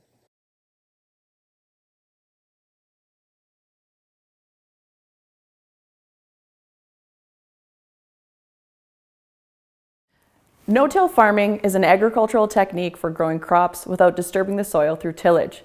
No-till farming benefits farmers, the soil, and the earth in many ways, including reducing erosion, decreasing water evaporation, preserving carbon in the soil, and more. However, issues with the current no-till technology reduce the benefits of no-till farming, limiting the adoption of this valuable process. Based in Ontario, Sustair is revolutionizing no-till farming using ultra-high pressure water jets. Here to tell us more is the founder and CEO of Sustair, Michael Cully. Hi, my name is Michael Cully and I'm the founder and CEO of Sustair. Sustair is revolutionizing the planting of row crops by the use of ultra-high pressure water jets. As is well known in the ag industry, no-till farming and the use of cover crops have strong benefits. Unfortunately, these valuable practices are greatly hindered by the presence of heavy crop residue in the field. As the residue builds up over the seasons, it becomes difficult to cut through. Instead, it gets pinned into the soil. When the seed is deposited, it no longer touches soil but touches crop residue. This hinders seed germination. Today, farmers try to overcome this by either pressing down more heavily on the cutting wheels, which ends up compacting the soil, or adding attachments to push the residue away. These attachments are only partially effective. When all else fails, farmers end up tilling their soil every few seasons. Our solution is to replace the metal cutting disc with an ultra-high pressure liquid jet. These liquid jets are currently used in industrial manufacturing to cut metal. The jet pumps water at 60,000 pounds per square inch. The videos you see show our prototype planting corn through heavy Bermuda grass in Texas. Our initial product will be a retrofit system that can be added to any existing planter. Sustair's technology has a strong value proposition. For conventional farmers, our retrofit kit is a lower cost option than a new no-till planter. For farmers already in no-till farming and cover crops, our technology easily cuts through crop residue with little downforce. Expensive attachments are no longer required. For all farmers, planting costs are reduced 13% versus current no-till technology. The planting window is expanded since Sustair's technology can plant in damp conditions. Inputs such as starter fertilizer are placed into the soil below the seedbed. Early evidence indicates that Sustair's technology improves seed germination, root growth, and helps decompact the soil. Our initial focus will be on corn and soybean farmers who are early adopters in Canada and the United States. This gives us an initial market opportunity approaching $14 billion. Here is our commercialization strategy. Design work is due to be completed at the end of this month. As we close funding, we are manufacturing pre-production units for the final phase of in-field and academic testing. At the same time, we are recruiting existing agricultural machinery dealers to represent our products, with the goal of having dealers appointed by the beginning of 2023. We are planning initial sales in 2022, and our plan is to be profitable by 2024. Here is key management as of today. My most previous experience was as the head of sales and marketing at an agtech startup with a successful exit. I'm in my 24th year in the agricultural machinery industry with executive positions with AGCO Corporation and JCB. Our CFO, Monty Wilson, has a strong background in the VC industry and over 30 years experience as a financial executive. Sustair has agreements in place with key industry partners. We have an agreement with iCubed Industry Innovators out of Stony Creek, Ontario for product development services and manufacturing under contract. Hypertherm, one of the largest manufacturers of ultra-high pressure fluid jet technology, is providing legal support for Sustair's patent strategy and will be the supplier of our fluid jets. Sustair's intellectual property is well protected. We have patents on specific design elements that are key for the practical application of this technology in the field.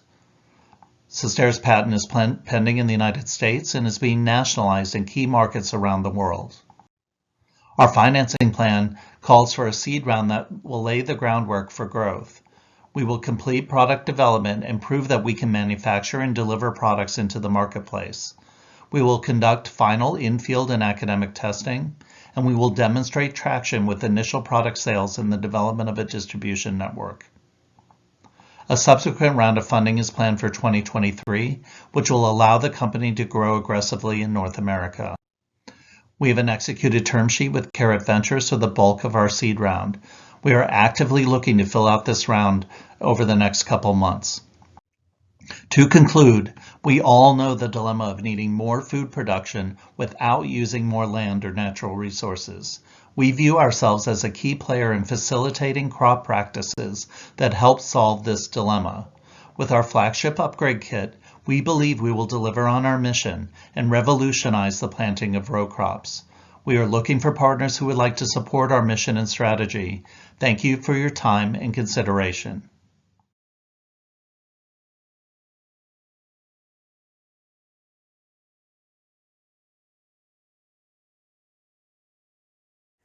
Innovation is required to sustainably feed the world as the global population continues to grow.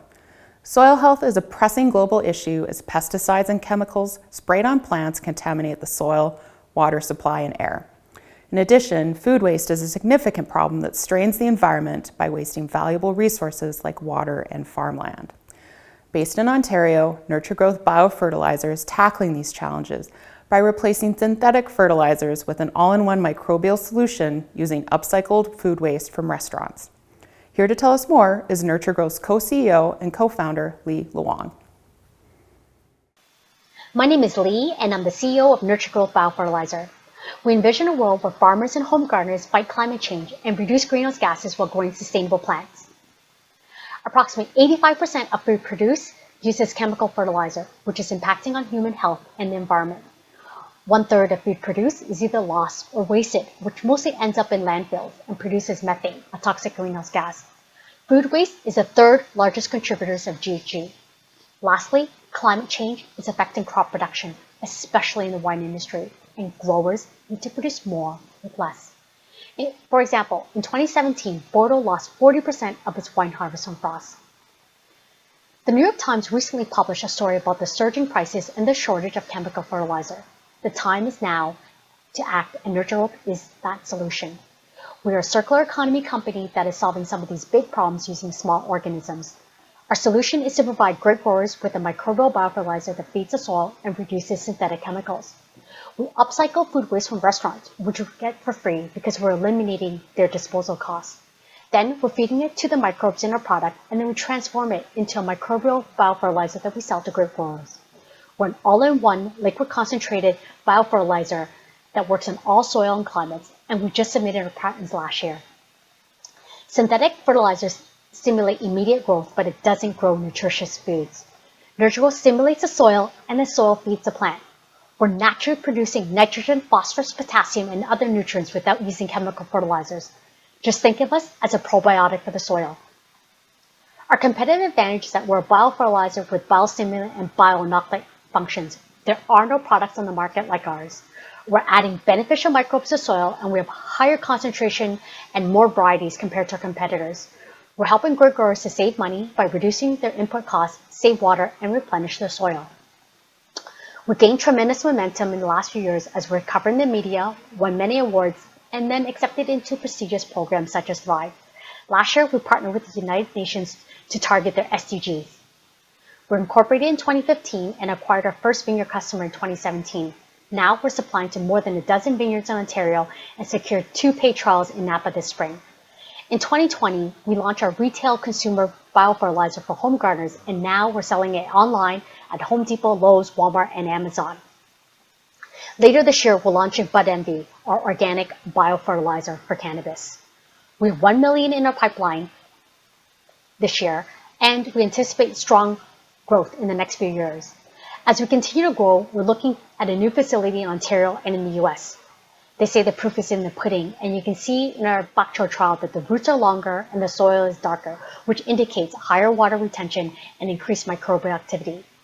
This farmer increases yield between 30 to 50%.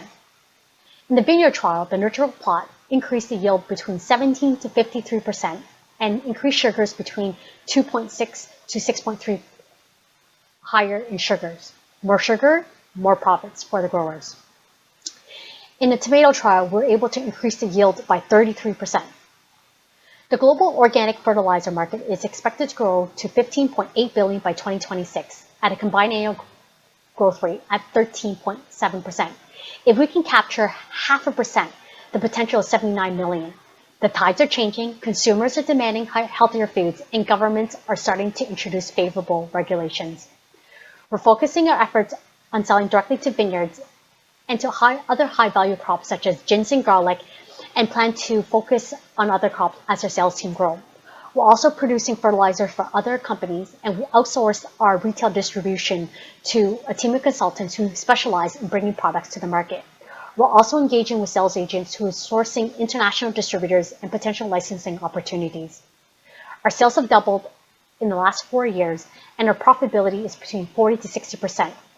Our cost per liter will decrease as we produce more. We're self-funded and have the expertise and equipment to scale up. The management team is female-led and owned with more than 25 years of business experience. We have a highly skilled advisor board that we can call when needed.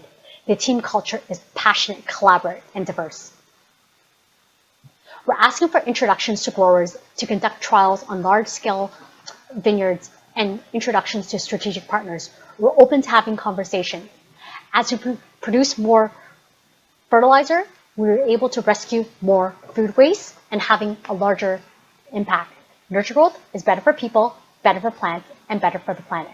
Thank you.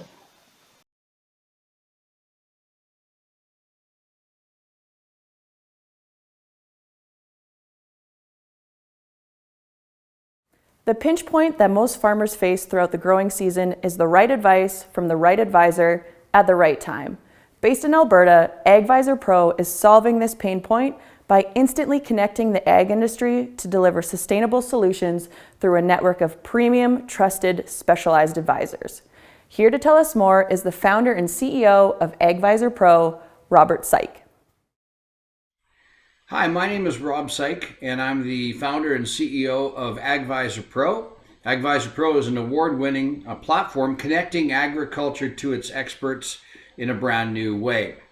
Agriculture has a problem, and that is that the pinch point to greater profitability and sustainability is the right answer from the right trusted expert at the right time. And farmers and agriculture face all sorts of biotic and abiotic stresses. They face issues around marketing challenges, livestock issues.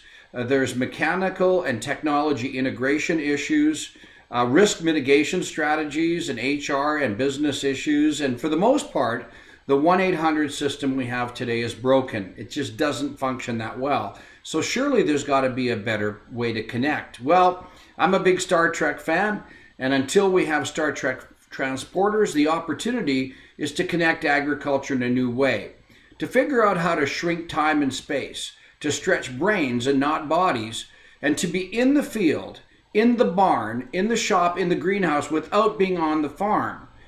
Agvisor Pro connects humans working in agriculture in a brand new way. Our model is this. There'll be a proliferation of IoT and sensor devices that may tell a farmer or an agronomist where there's a problem. AI and recognition software might tell the person what the problem is. And this is really the tech side of things, and some of the companies we're collaborating with include Zarvio and Nevinex. But why is the problem there and how to fix it will be the realm of the human being for a long time. And as we hear the connections going on between IoT and sensor devices and sensors and data connecting to data and data connecting to machines and machines connecting to machines, who's talking about the integration of the human being into the equation? Every step of the way, from manufacturers all the way to grocery stores, there's got to be integration of human beings. And really, that's the touch side of the equation. That's what Agvisor Pro does, is bring the human touch to the tech. The marketplace is massive because we can create touch points between farmers and independent advisors and industry and even the public, connecting seekers, those who are seeking expert advice with trusted experts to provide answers now. Our solution is an agnostic iOS or Android mobile device platform that really segregates the questions into 4 rooms of plants, equipment, business management, and livestock, We create instantaneous connectivity inside the application. If transactions happen, they can happen in local currency. A rating system increases trust, and then we use our digital marketing strategy to increase the reach. Our revenue forecasts, based on our expansion in North America and internationally, are based on 3 revenue streams: percentage of the expert session, as well as partnerships between our Agvisor Pro partnerships, both in digital marketing reach and connectivity onto our platform, and then private label integration of Agvisor Pro inside of other ecosystems, which is proving to be very exciting.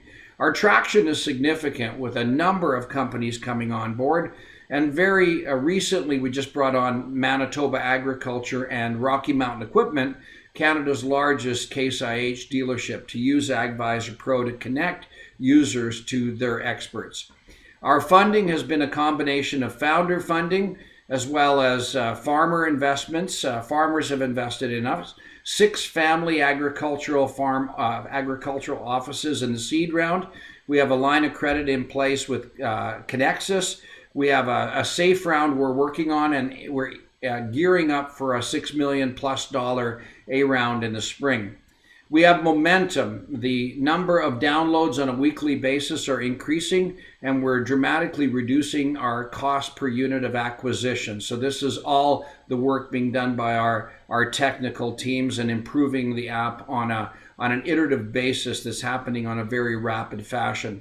We have a very strong leadership team with depth in so many areas of agriculture, but also notably technology, organized by Brock Moyer, our Chief Product Officer. We have a very strong board of directors and strong international business advisors. Did you know that Agvisor Pro addresses 8 of the United Nations 17 2030 sustainability goals? We really address the issues of environment, sustainability, and food security. We won the 21 Inventures contests, and I like to bring this up because this is what the judges said about us. They're bullish on the company. The addressable marketplace is huge. It's like WebMD for agriculture.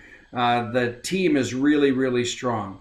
So Agvisor Pro is connecting agriculture in a brand new way. We're delighted to be part of Thrive, and we're delighted to be part of the buzz. Thanks, and download Agvisor Pro and play with it today.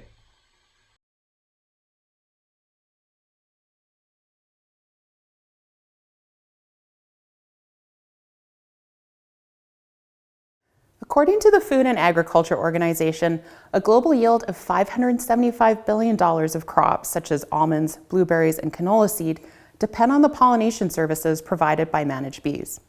However, while the demand for honeybee pollination is increasing, the rate at which honeybees are dying is also increasing. There is a demand for innovative solutions so beekeepers can raise healthy bees in an increasingly hostile environment. Based in Quebec, Nectar is helping to secure the world's pollinated food supply with their precision beekeeping and pollination platforms. Here to tell us more is Nectar's co-founder and CEO, Marc-André Roberge. Hi everyone, my name is Marc. I'm Nectar's CEO and co-founder. At Nectar, we give honeybees a voice. As you may know, 1/3 of the food that we grow depends on honeybee pollination. Crops like almonds, canola, berries, avocados, and apples make up for a $575 billion food supply chain. Unfortunately, this supply chain is facing a huge issue. Growers are essentially running out of pollinators. It's estimated that from one season to another, there's a 15% deficit in the number of colonies required for proper pollination of these crops. For the beekeepers that are responsible delivering migratory pollination services, their business is becoming unsustainable as they're sustaining 45% annual colony mortality rates. This can be explained by the fact that their analog and antiquated tools does not provide them with the proper information to face threats like climate change, pesticides, parasites, and diseases. Fortunately, Nectar's mission is to grow a sustainable pollinated food supply chain. It all starts with helping the beekeepers increase survivorship and profitability. For our bee-track traceability platform, for $3 a hive a year, the beekeepers are able to measure the results of their practices, identify locations that are harming the health of their bees, and optimize their operations. The platform is fairly simple.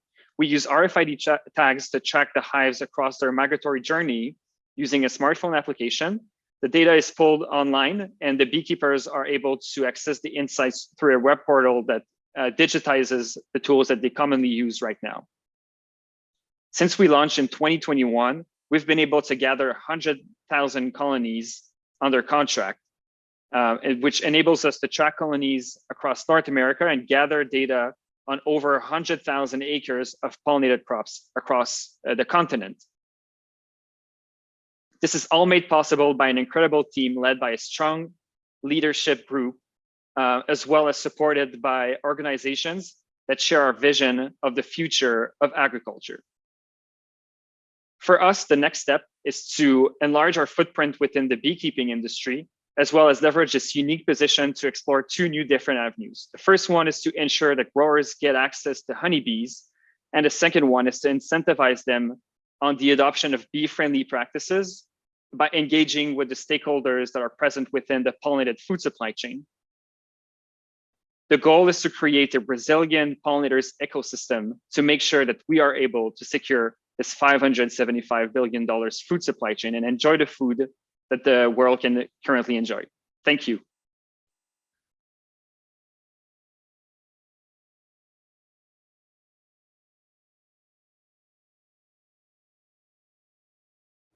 Rodents are a significant problem on farms. However, current management solutions still allow rodents to approach buildings and assets. This results in up to $48 billion globally in food being eaten or destroyed by mice, along with damage to farm equipment that costs thousands of dollars to repair. Based in Newfoundland, EcoBlock has developed a technology that keeps rodents 20 feet away from assets and prevents them from becoming an issue to begin with. Here to tell us more is EcoBlock's CEO, Jason Trask. Hi, my name is Jason Trask. I'm CEO of EcoBlock, where we protect assets from rodent destruction with a focus on the global food supply chain. 2 rats or mice can produce over 20 million offspring in just 36 months. They carry over 45 diseases and viruses. Mice can drop over 25,000 fecal pellets, and they pose a huge biosecurity risk for the food industry. $48 billion. That's the amount of animal feed destroyed globally every year by mice and rats. $50,000 is the amount of money that many companies spend on an annual basis dealing with mice and rats. And $100 million, that's the amount of revenue that one of our clients, a national retailer, cannot generate every year because they cannot sell bird seed in 400 of their locations because mice keep eating it. We're working with them now to solve this $100 million problem. Proactive prevention. We use ultrasonic sound to create an invisible fence around assets. Our rodent exclusion technology is military grade. We have a variable sound algorithm and a mobile app to control the device, with other features coming. We can wash the entire building in sound or be much more surgical and specific. We are a sustainable solution.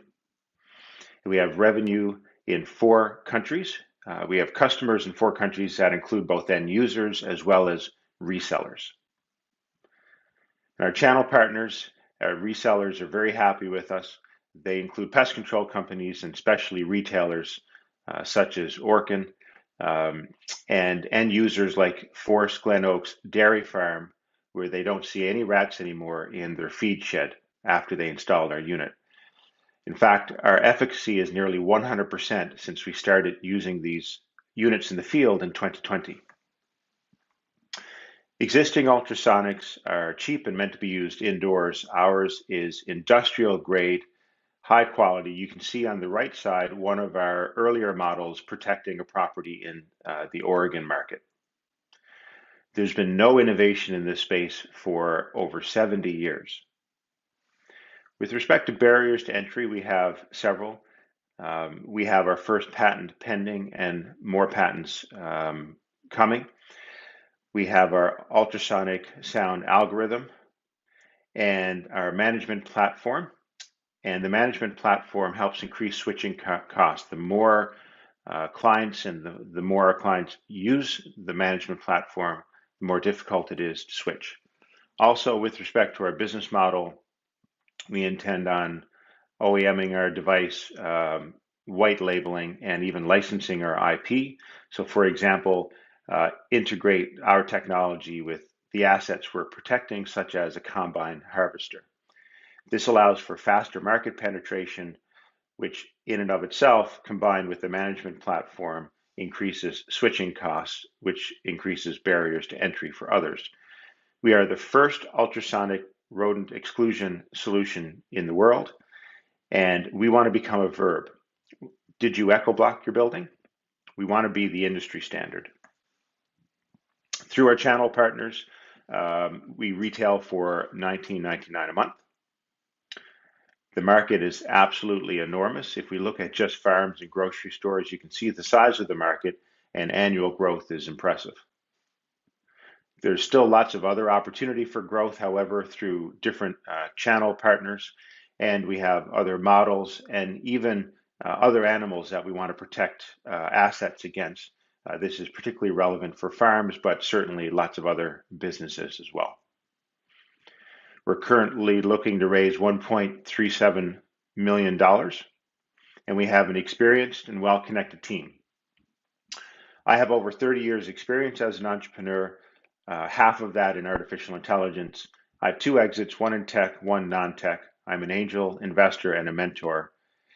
My partner, Neil, has nearly 15 years experience in electronics, including IoT. He has his MBA and is from an agricultural family. We have a number of advisors, including 4 recently retired Orkin executives. Also, our investor is a former managing director of international business development for Rollins. Rollins is the largest pest control company on the planet. And to put it a different way, his responsibility was to set up a lot of the Orkin franchises around the world, the very people that we want to sell to. Thank you very much.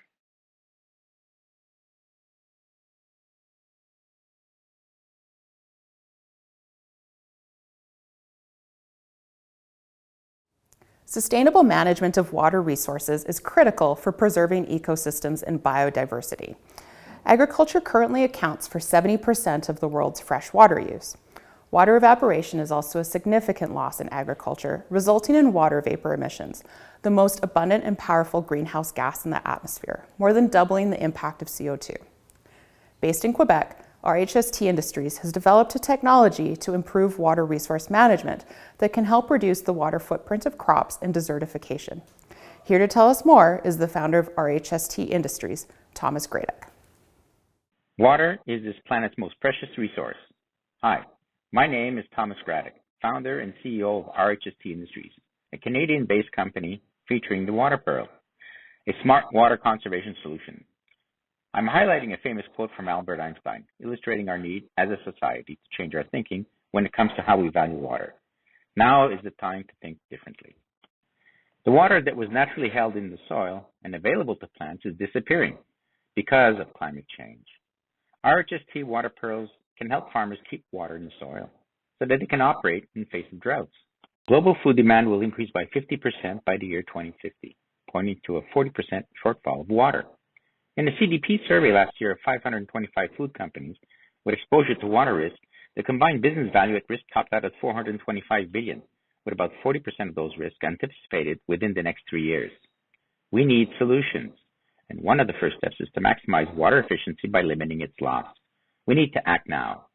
RHST Water Pearls are uniquely positioned to serve the high water use ag markets. The water pearls simply cover the root zone of the plant to inhibit the loss of water from evaporation, enabling farmers to increase yield with droughts. RHST approaches the issue of water efficiency with a nature-based solution. We focused on biomimicry to copy from nature a solution that requires no human intervention. We developed a solution inspired from the lotus leaf and replicated it on 100% organic bead, obtaining super hydrophobic behavior to reduce water vapor pressure at the air-water interface and enable farmers to harvest groundwater. Simply put, our solution keeps more water in the soil by preventing its premature evaporation. The competitive landscape consists of technologies and techniques limited to irrigation water, whereas the water pearls are a nature-based solution enabling water efficiency by suppressing evaporation. In addition, it stands out for generating additional revenue from improved agricultural water management practices related to methodology VM42, generating carbon credits for soil organic carbon and biomass. California water regulations enabled farmers to trade water rights, averaging 1 million acre-feet yearly, with prices hovering over $1,000 per acre-foot. In mitigating drought, we propose a different approach: to harvest water that was normally lost to evaporation. The state has approved funding seeking to generate 5 times more available water than was previously traded. Drought is a recurring theme in California, and better water management is needed to ensure a more climate-resilient system. As agriculture consumes over 85% of the state's fresh water, the California Comeback Plan and the Water Infrastructure Funding Act are seeking to improve water supply security. The easiest solution would be to conserve 5 million acre-feet of water that evaporates from the field with water pearls. The impact of climate change created situations where fallowed almond farmland values in California dropped $30,000 per acre in 2020. Water pearls would lower drought risk, reduce the water footprint, and uphold the value of farmland assets, benefiting both lenders and farmers. The Earth's atmosphere contains greenhouse gases which trap outgoing infrared radiation and redirect it back towards the Earth, raising surface temperature, which in turn increases evaporation. Escalation of atmospheric water vapor content leads to increasing trapped infrared and mounting surface temperature. It becomes evident at this point that suppressing water vapor emissions will reduce the trapped infrared and impact global warming. California's grapes and almonds are the most important crops in the ag sector. We would seek initial market penetration with small family farm operations, which are facing increasing financial risk due to water risk exposure. The management team of RHST Industries comprises a select group of seasoned management professionals with over 100 years of accumulated experience to launch the corporation into the world market, with a major launch in California. The management of RHST is supported with advice from a business and technology council comprised of expert professionals. They provide guidance and external opinions for successful emergence into the marketplace with sustainable long-term goals in sight. California's 2018 Water Plan update estimates climate risk disclosures at $580 billion. Financing of RHST water pearls would be facilitated by PPPs through the use of green bonds or the Water Infrastructure Funding Act. Farmers would transform water evaporation from soil into available water for crops, thereby increasing productive transpiration, encouraging groundwater recharge, and optimizing plant growth, while downstream beneficiaries would de-risk their water exposure. I wish to thank you for your attention and interest towards improving the quality of life for future generations, which is a legacy I personally want to leave behind. I hope that you will embrace for your children this nature-based solution whose impact can be felt the very next day it is inserted.